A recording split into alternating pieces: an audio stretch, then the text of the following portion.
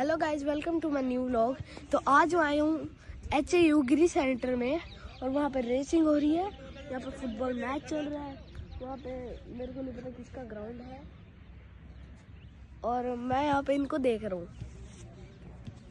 सरकार फ्री क्या बांट रही है? सिलेंडर फ्री में, किराया फ्री में, बिल माफ फ्री में, बिजली फ्री में, सब। अरे शिक्षा फ्री कर दे तो भारत का प्रत्येक बच्चा पढ़ लिख करके योग्य बने। अब शिक्षा, गरीब आदमी का बच्चा तो पढ़ ही नहीं सकता। IAS IPS कौन बनता है? जिसके पास पैसा होगा। गरीब आदमी IPS बन ही नहीं सकता, उसकी कोचिंग में लाखों रुपया लगता है। अब सरकार खुद नहीं चाहती कि आप पढ़ो।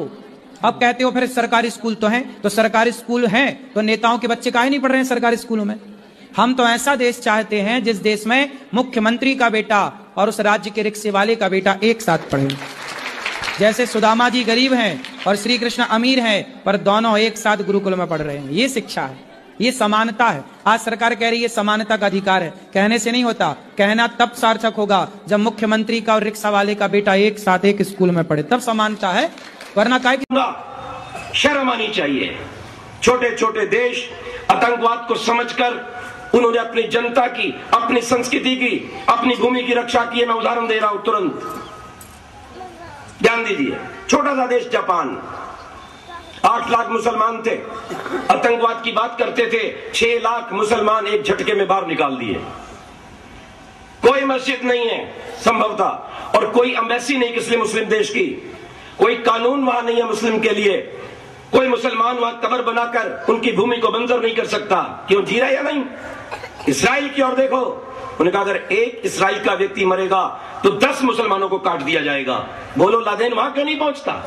जाए ना मुशर्रफ, सारे मुस्लिम साम्राज्य इकट्ठे होकर जाए ना, संभाले इस्राइल को। भारत के नेताओं को इस्राइल से सीखना चाहिए, जापान से सीखना चाहिए। ये छोटा सा देश है हमारे बाजू में, बर्मा। इसने 2.5 लाख मुसलमान, जैसे इन्होंने आतंकवाद का नारा लगाया, अल्लाह अकबर कहा, उसने 2.5 लाख उठा करके बांग्लादेश भेज दिए। बांग्लादेश वाला बड़ा दुष्ट निकला। वैसे कुरान के नियम के अनुसार अगर किसी देश से इतने लोग चले जाएं तो उस दूसरे देश को इस्लामिक राज्य वाले को अपनाना चाहिए। इसने नहीं अपनाया, इसने वापस भेजा। जो नहीं गए गोलियों से भून दिया।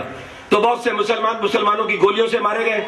जो वापस पहुंचे, बर्मा वाले ने भी नहीं रखा, अपना कानून बिल्कुल पक्का कर लिया, वोट का अधिकार समाप्त कर दिया, सरकारी सुविधाओं को रोक दिया। वहां से मुसलमान भागकर मलेशिया आदि चले गए और आधे रास्ते में मर गए। बर्मा शांत, जापान शांत। कंबोडिया को देखिए, कंबोडिया ने सब पादरे कर दिए, सब मस्जिदें तोड़ दी, हज का अधिकार समाप्त, बांगे देने का अधिकार समाप्त, कोई अलग लिपि नहीं है। याद रखना, बिल्कुल शांति। आइए आगे बढ़िए रूस की ओर। रूस को तोड़ने वाले यही थे, ये इस्लामिक गद्दार। आज रूस ने अपने यहां से हजारों मस्जिदों को बुलडोजर फेर के साफ कर दिया है, अनेकों को फांसी पर लटका दिया, गोलियों से भून दिया। कोई मुसलमान वहां उर्दू भाषा के अंदर अपनी भाषा नहीं लिख सकता, अरबी में नहीं लिख सकता, लिखनी है तो रशियन लिपि रहेगी। बिल्कुल ठीक बात, बिल्कुल ठीक बात। और केवल 1-2 मस्जिद रूस ने छोड़ी है, किसके लिए? कि जो बाहर से मुस्लिम देश के लोग आते हैं उनको खुश किया जा सके। हाँ भाई, तुम्हारी भी चीज रखी हुई है। बिल्कुल शांति कर दी रूस ने। आगे बढ़िए चीन की ओर चलता हूं मैं। चीन ने तो भी पिछले दिनों नियम बनाया, हजारों मस्जिदें तोड़ दी, लाखों मुसलमान काट दिए, क्योंकि वो भी वहां पे झंडा लहरा रहे थे चांद तारे का।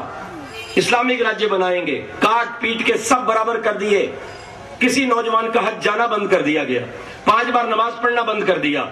हर मुसलमान को चीनी औरत से शादी करनी पड़ेगी, चीनी भाषा सीखनी पड़ेगी, और चीनी लिपि में ही वो उर्दू को बोलते हैं। क्यों जी? ये भारत के नेता ऊपर से गिरे हैं, ये देश के गद्दार हैं। आप और हम इन्हें वोट देते हैं, हमारा धन इन्हें प्राप्त होता है, हमारे ऋषियों का देश